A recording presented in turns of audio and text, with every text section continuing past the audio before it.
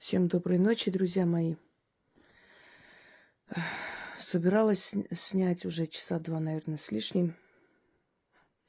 Никак не соберусь силами. Все дела. Вот, наконец-то сейчас сниму небольшой ролик.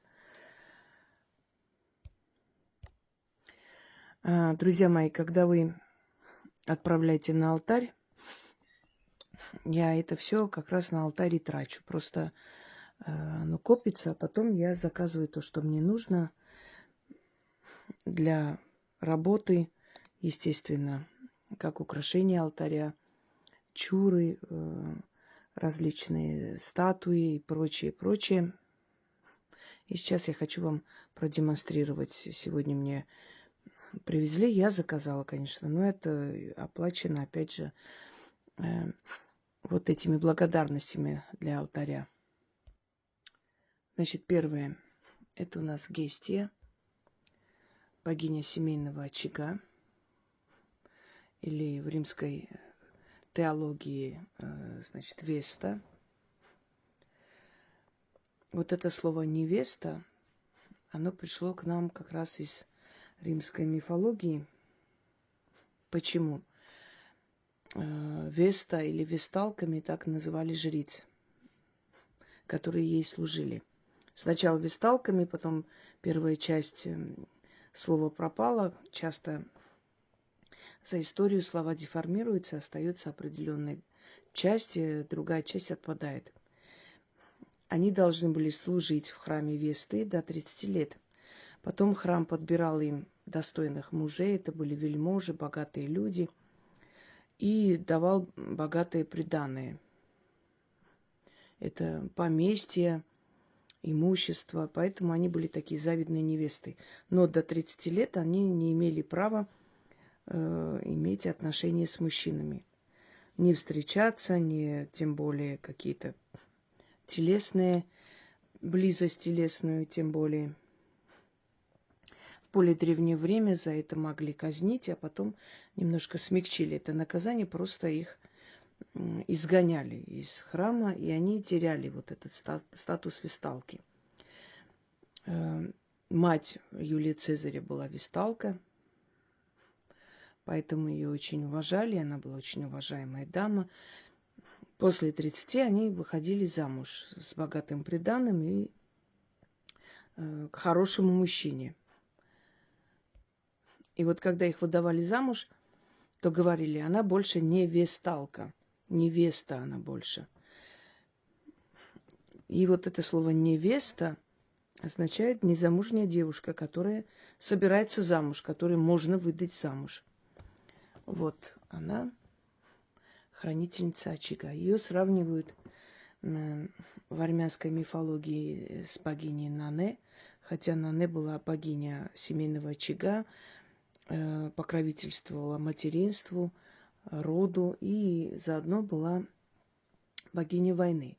То есть женщина должна не только рожать и не только защищать свой род, но и при необходимости свою родину. Значит, в славянской мифологии ее сравнивают с Ладой, богиней Лада. Далее, следующую эту красоту я тоже заказала. Это Гея, называется «Наследник земли». Гея с одним из старших божеств кого-то кормит грудью. Это очень символичная статуя, поэтому я ее заказала. Это может быть еще и, знаете, рассматриваться как предки и потомки. Ведь называется «наследник земли». Вот каждый из нас наследник той земли, которую оставили ему его предки. Вот, собственно, вот эту красоту я взяла. Это все тоже, конечно, алтарные статуи, где-то приобретенные. Это я вот в русской мастерской, так называется. Эти все куклы крестьяне, вот, значит, коробейник. Там еще много по этой тематике. Это подарки отправленные. Это чертики домовые. Это у нас снежный человек. Йети называется на Кавказе. Или каптар. Нет, на Кавказе называется каптар. Йети называется на Западе. Вот. Пуся.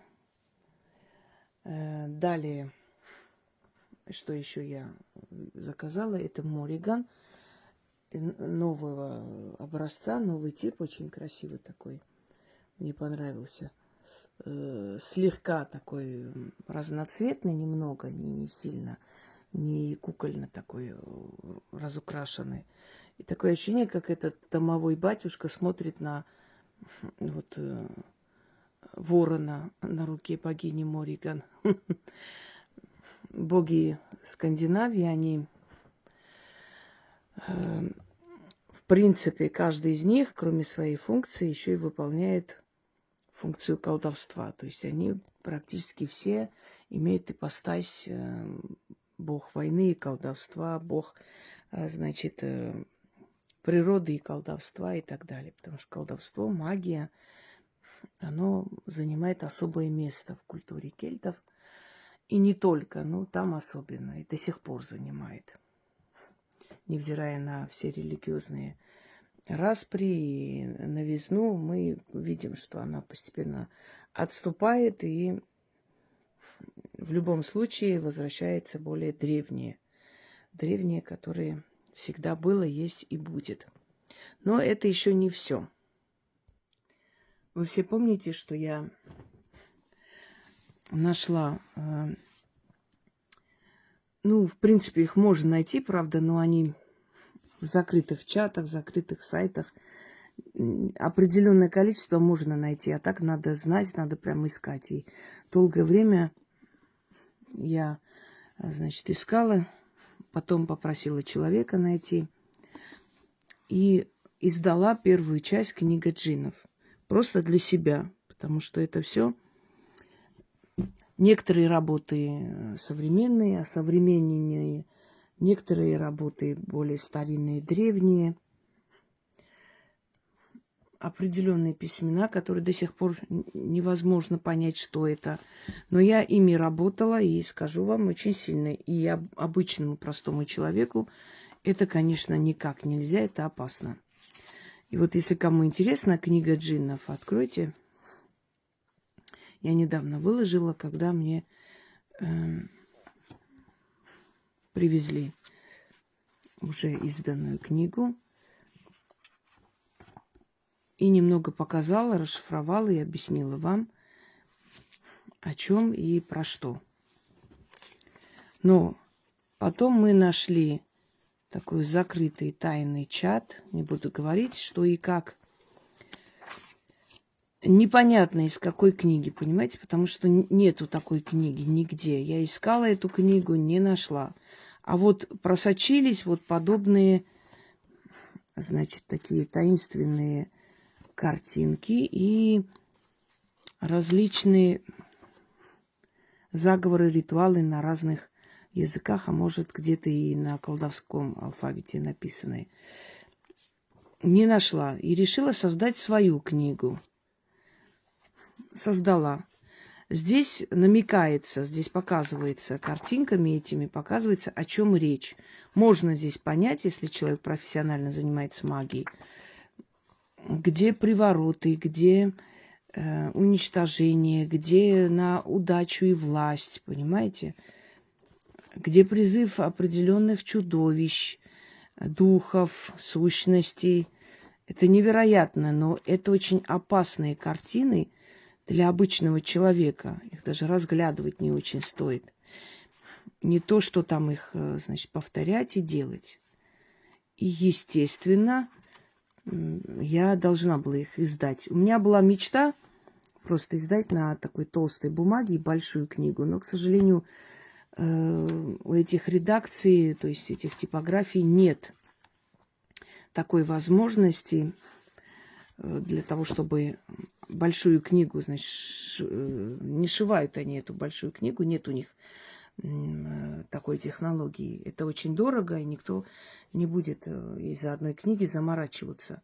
Но когда-нибудь я надеюсь, что я для себя сделаю огромную такую большую книгу с такими толстыми большими страницами, и оно будет просто так вот останется. Хотя это тоже, это для использования, для пользования, для работы очень удобно.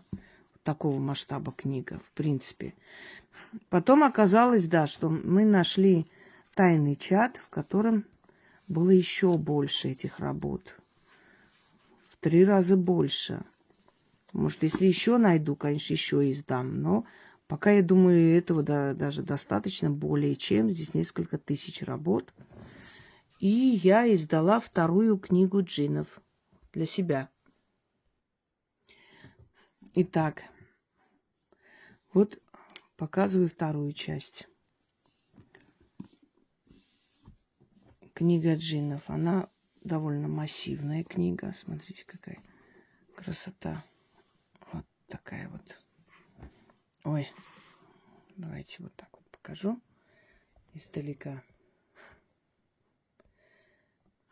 Значит, вот таким образом создана. Чуть цвет немножко отличается, но, в принципе, цвет пустыни, который я просто посчитала, что это очень подходящий цвет. Это в основном пустынные духи, боги, башки. А кто сомневается, что джинны существуют, я вам хочу сказать, очень наивные вы люди. Они существуют, ну вот более реалистичные и более живые, чем мы с вами, вот здесь находящиеся, существуют джинны. И вы можете даже не сомневаться в этом, потому что, во-первых, огромная доктрина, целая часть в Коране посвящена джиннам и тому, как обезопасить себя от них. Я о них рассказывала, откройте мою лекцию «Джинны, стражники Востока». Это определенная раса существ, духовных существ. Они жили до человека и жили в тех местах, где человек обитает. Но с появлением человека и отказавшись, значит, поклоняться человеку, они ушли. И тогда, когда они восстали против человека, против существования человека, тот, который их создал, и не только, и человека в том числе, отправил своего главного ангела. Или, как хотите сказать, своего главного слугу, любимого слугу, кстати говоря. И звали его Иблис. И Иблис спустился на землю и начал уничтожать джиннов. Он огромное количество джиннов уничтожил, и они взмолились и попросили остановить. Но Иблис был опьянен кровью и не останавливался. Он наказал джиннов, напугал их. Они убежали, избежали и начали селиться в определенных местах, где человеку нет места, гиблых местах. Они иногда заманивают человека. Но через некоторое время, когда Иблис не получил ту власть, которую хотел, многие сравнивают его с сатаной, с дьяволом. Неправильно это все. Дьявол, сатана – это абсолютно отдельные существа, которых в Библии незаслуженно оклеветали. И многие люди, которые об этом говорят, они даже Библию в жизни не открывали. Если бы открыли и читали, у них было совершенно иное представление об этом, обо всем. Ну да ладно. Так вот, Иблис был отвергнут. Он обиделся за то, что его не сделали военачальником всех войск. Он спустился к джиннам и заключил с ними мир. Более того, он их возглавил. Но не всех джиннов, определенную часть джиннов. Джинны имеют свою религию. Они могут быть мусульмане, они могут быть христиане, они могут быть язычники. То есть это как мы с вами, человеческие расы. У них есть национальности. Они женятся, выходят замуж. Просто они живут много тысяч лет, в отличие от человека. И когда умирают, они просто попадают в духовную сферу, у них тоже есть душа, как у человека. Но они, в отличие от человека, для них это не страх, ужас и не новость. Они и так в таком духовном положении находятся. Поэтому, когда они умирают, они переходят сразу в это духовное состояние. Их эфирное тело, она просто тает, уничтожается, а душа остается, как у людей. Они точно так же их по поступкам их судят. Джинны делятся на несколько категорий. Есть гулли, их называют. Это кошмары, это страшные духи, это гиблые духи, которые обычно ловят людей у дорог ночью. Поэтому, скажем, в восточных странах, в исламской культуре вообще ночью не очень хорошо путешествуют. Люди не любят путешествовать по ночам. Или нужно какую-то молитву, или какой-то оберег с собой взять. Есть мюриды, это воины, это как солдаты. Есть пери, это женщины, джинны. Есть джинны, которые отвечают за торговлю. Одним словом, это очень удивительный мир духов, духовных существ, создание раса духовных существ, которая была намного раньше до человека. Джинны созданы из огня. Многие считают, что раз джинны созданы из огня, скорее всего, это дети Лилит, потому что она была огненная женщина. Но это одна из версий. Потому что джинны есть, которые небесные джинны, эфирные джинны, джинны, которые находятся в воде. Они могут соблазнить человека, они могут влюбиться в человека. Если джин влюбился в женщину, то он просто не уйдет и не даст этой женщине устроить свою личную жизнь. То же самое можно сказать и про пери, то есть женщин-джиннов, да, которые, если гури, пери, их так называют по-разному, но они необычные просто красоты, неповторимые, поэтому мужчины часто в них влюбляются. Некоторые путают их с инкубами, суккубами. Можно и примерно сравнить их с ними, но не совсем они такие, потому что инкубы и суккубы – это духи, которые приходят просто подпитываться сексуальной энергией человека. А гури или пери, они имеют свою семью, они могут быть в своей жизни, в сфере джиннов, среди джиннов, быть замужем. Но это не мешает им приходить и влюбляться в мирского человека. Далее. Значит, вот остальное, что мы с вами видим.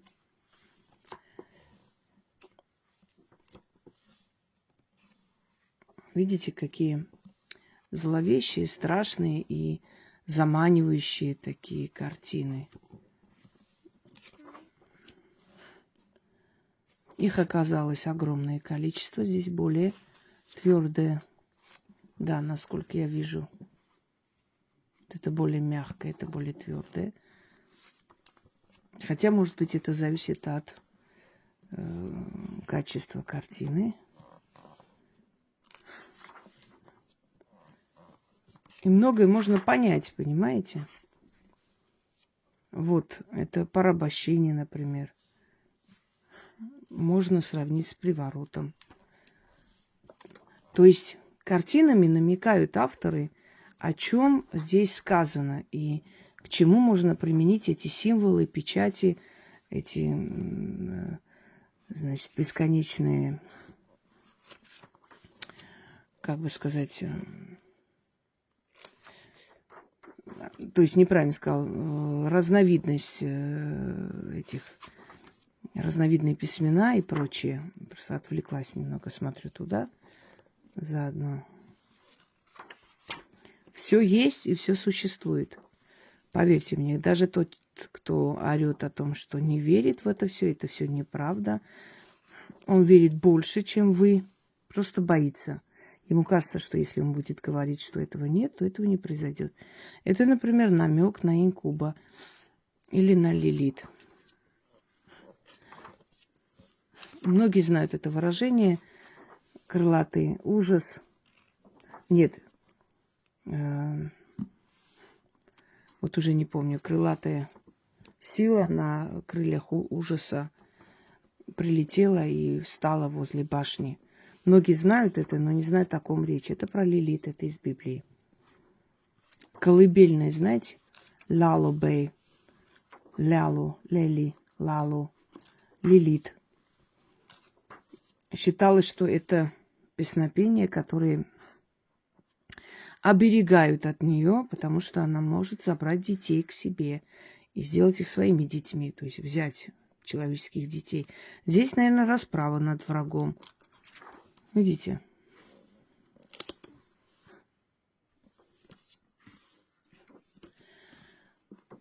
Интересно, да? Не все не буду показывать. Я так знаю, где что находится немного. Хотя недавно привезли эту книгу, но немножко исследовала.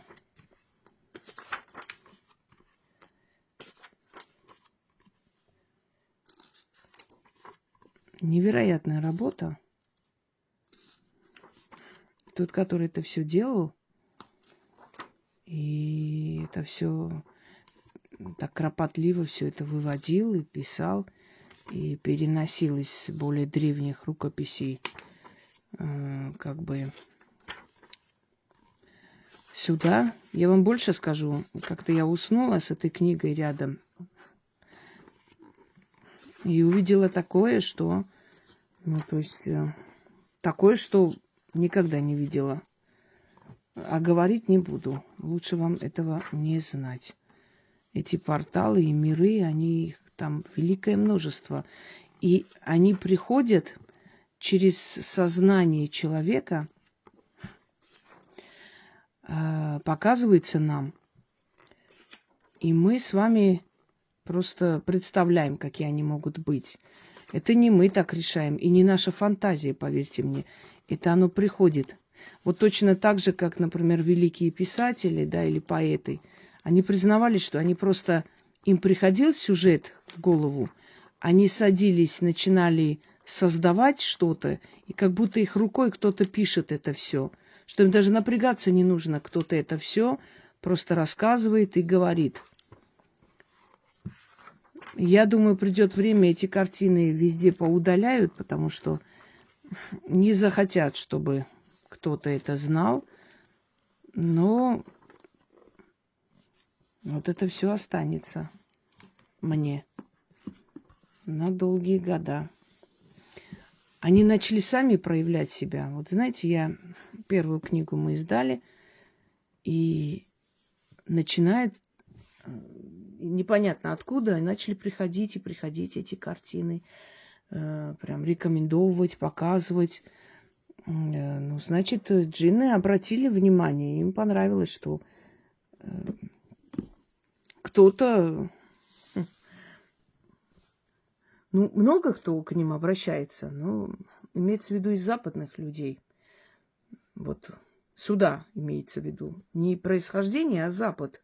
Запад джиннами не особо интересуется. Мало кто знает и считают это какой-то восточной сказкой. Ну, кто такие джинны? Ну, он там, да, мой повелитель, да, и вот джинны, Аладдин и так далее. Нам кажется, что это реально вот это просто сказка про Аладдина, про джиннов, а все намного серьезнее, поверьте мне. И эти духи, если правильно с ними работать и правильно их призывать, они лучше охрана лучшая. Лучше не бывает.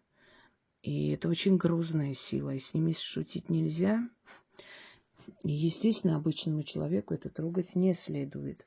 Но я просто вам примерно показала, вот это действительно великий труд. Я не знаю, кто это сделал, кто перенес, кто это все написал. Различные есть версии. И даже есть книги, в которых несколько таких рисунков они откуда-то взяли, и они продают вместе с остальными какими-то совершенно не имеющими к этой тематике отношения рисунками. И то, понимаете, как бы тоже ценность. А здесь вот такое огромное количество просто собрано этого интересного материала. Ну, собственно говоря, Это все, что я хотела вам рассказать. Теперь пойду, мне нужно подготовиться, я хочу еще кое-что вам подарить. Надеюсь, что мне хватит сил снять, потому что уже сколько дней снимаю, пытаюсь. Усталость. Усталость, и чем больше, конечно, ты работаешь, тем меньше у тебя времени остается. Это понятно.